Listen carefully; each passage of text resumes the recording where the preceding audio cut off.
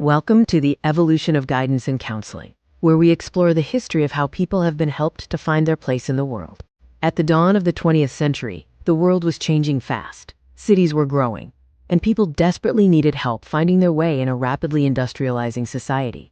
Three pioneers stepped up to lay the critical foundation of what we now call professional counseling.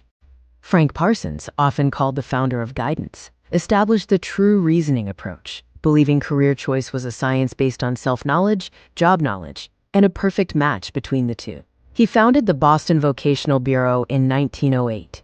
Jesse B. Davis brought this vision into the classroom. As a superintendent, he integrated guidance into school curricula, starting the first systematized school guidance program in 1907 to build character and prevent life's problems early on. Clifford Beers launched the mental health movement after his own suffering. His book, A Mind That Found Itself, led to the movement's start, shifting the focus to helping people adjust to themselves and the world. By the late 1920s, the movement was gaining official status, and the 1930s and 40s saw infrastructure built up around work and war. New York became the first state to hire full-time guidance personnel, recognizing the official need for professional help in navigating careers and life. Legislation like the Wagner-Peiser Act created the U.S. Employment Service.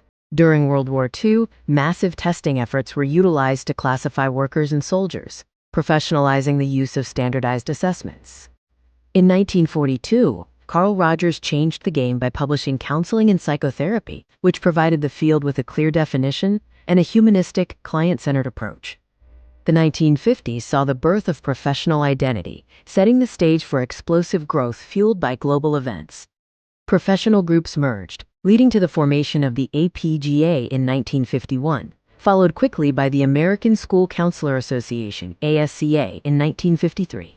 The biggest catalyst came in 1957 with the launch of Sputnik. America responded with the National Defense Education Act, or NDEA, which poured government money into training counselors to identify gifted students. By 1964, the NDEA expanded its reach to include elementary schools and technical institutes. Counselors were no longer a luxury. They were a national necessity.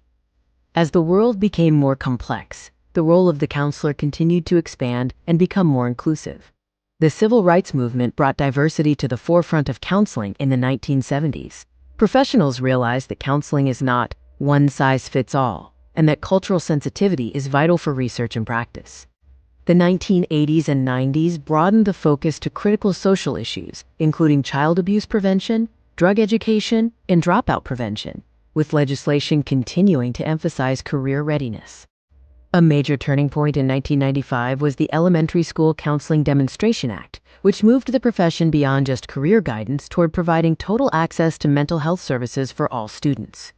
The history of guidance and counseling is essentially a journey from vocational placement, matching people to jobs, to a holistic mental health approach, supporting the person. The early 1900s, the vocational era, the field began with a focus on work. As cities grew, pioneers realized that people needed help navigating the new, complex industrial economy. In the 1920s to 1940s, psychological testing and rule. Following World War I, the military began using standardized testing to assign roles to soldiers. This popularized the idea that intelligence and aptitude could be measured scientifically. The 1950s, the golden age of theory. This decade changed everything.